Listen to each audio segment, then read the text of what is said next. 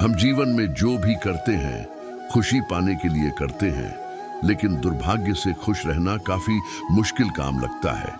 हमें लगता है कि खुश रहने के लिए कुछ खास तरह के हालात होने चाहिए, तभी हम खुश रह सकते हैं, लेकिन ऐसा नहीं है। सद्गुरु बता रहे हैं कुछ आसान से नुस्खे जिन्हें अपनाकर हर हाल में हम खुश रह सकते हैं। जब आप बुनियादी रूप से खुश होते हैं, जब आपको खुश रहने के लिए कुछ करना नहीं पड़ता, तो आपके जीवन के हर आयाम में बदलाव आ जाएगा। आपके अनुभवों में और खुद को व्यक्त करने के तरीकों में बदलाव आ जाएगा। आपको पूरी दुनिया बदली हुई लगेगी। आपका अब कोई निहित स्वार्थ नहीं होगा, क्योंकि चाहे आप कुछ करें या न करें, चाहे आपको कुछ मिले या न मिले, चाहे कुछ हो या न हो, आप स्वभाव से ही आनंदित होंगे। जब आप अपने स्वभाव से ही खुश होते हैं, तो आप जो भी करेंगे वह बिल्कुल अलग स्तर पर होगा। एक खुशहाल जीवन के लिए साधन पहला ध्यान रखें कि खुश रहना आपकी बुनियादी जिम्मेदारी है। किसी इंसान की पहली और सबसे महत्वपूर्ण जिम्मेदारी एक खुश मिजाज प्राणी होने की है। खुश रहना जीवन का चरम पहलू नहीं है, ये जीवन का बुनियादी पहलू है। अगर आप खुश नहीं हैं, तो आप अपने जीवन में क्या कर सकते हैं? एक बार आप खुश हों, तभी दूसरी महान संभावनाएं खुलती हैं। चाहे आप जो भी करें, आप अपने अंदरूनी गुणों को ही विस्तार देते हैं और जगाते हैं। चाहे आप इस बात को पसंद करें या नहीं, हकीकत यही है।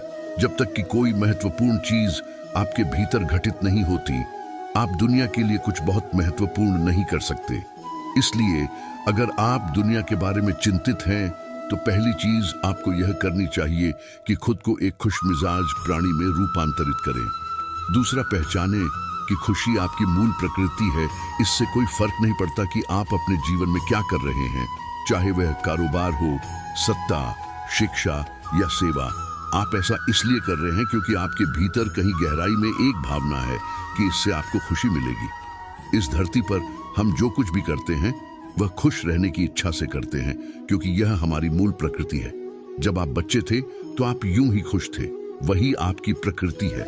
खुशी का स्रोत आपके भीतर है। आप उसे हमेशा के लिए एक जीवंत अनुभव बना सकते हैं।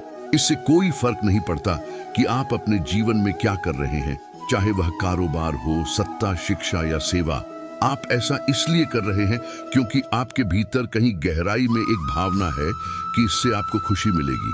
इस धरती पर हम जो कुछ भी करते हैं, वह खुश रहने की इच्छा से करते हैं, क्योंकि यह हमारी मूल प्रकृति है। जब आप बच्चे थे, तो आप यूं ही खुश थे। वही आपकी प्रकृति है। खुशी का स्रोत आपके भीतर है। आप उसे हमेशा के लिए एक जीवंत अनुभव बना सकते हैं। तीसरा, चीजों का महत्व पहचाने। आज सुबह क्या आपने देखा कि सूर्य बहुत अद्भुत तरीके से उगा, फूल खिले, कोई सितारा नीचे नहीं गिरा, तारामंडल बहुत अच्छी तरह काम कर रहे हैं, सब कुछ व्यवस्थित है। आज समूचा ब्रह्मांड बहुत बढ़िया तरीके से काम कर रहा है, मगर आपके दिमाग में आया किसी विचार का एक कीड़ा, आपको यह मानने पर मजबूर कर देता है कि आज बुरा दिन है। कष्ट मुख्य रूप से इसलिए होता है क्योंकि ज्यादातर इंसान इस जीवन के प्रति सही नजरिया खो बैठे हैं।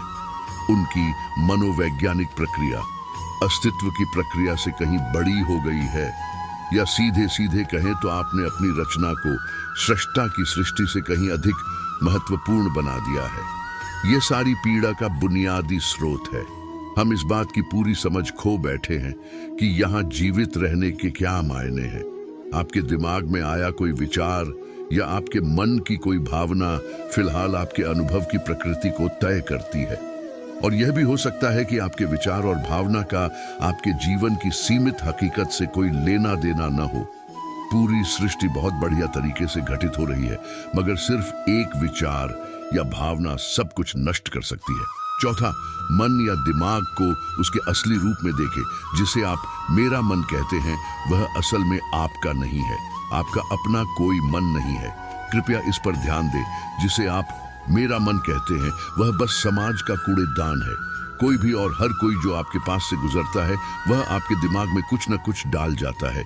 आप वाकई यह चुन नहीं सकते कि किससे आपको चीजें ग्रहण करनी है और किससे नहीं करनी। अगर आप कहते हैं मुझे यह व्यक्ति पसंद नहीं है, तो आप किसी भी और से ज्यादा उस इंसान से ग्रहण करेंगे। आपके पास कोई चारा नहीं है। अगर आपको इस बात की जानकारी हो कि उसे ठीक करके कैसे इस्तेमाल करना है, तो यह कूड़ेदान उपयोगी हो सकता है। असर और जानकारी का यह ढेर जो आपने जमा किया है, वो सिर्फ दुनिया में जीवित रहने के लिए उपयोगी है। आप कौन हैं, इससे उसका कोई संबंध नहीं है। 5वां, खुद को याद दिलाएं। बहुत से लोगों को यह सब भूलने में बस घंटा भर लगता है और जल्दी ही उनका रेंगने वाला दिमाग किसी को काटने के लिए आतुर हो जाता है।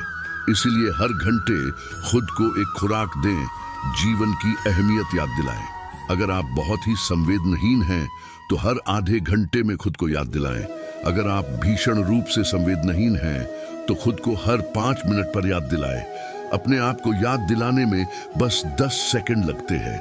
आप इसे बस 2 सेकंड में भी कर सकते हैं। मैं जीवित हूं, तुम जीवित हो, और क्या चाहिए।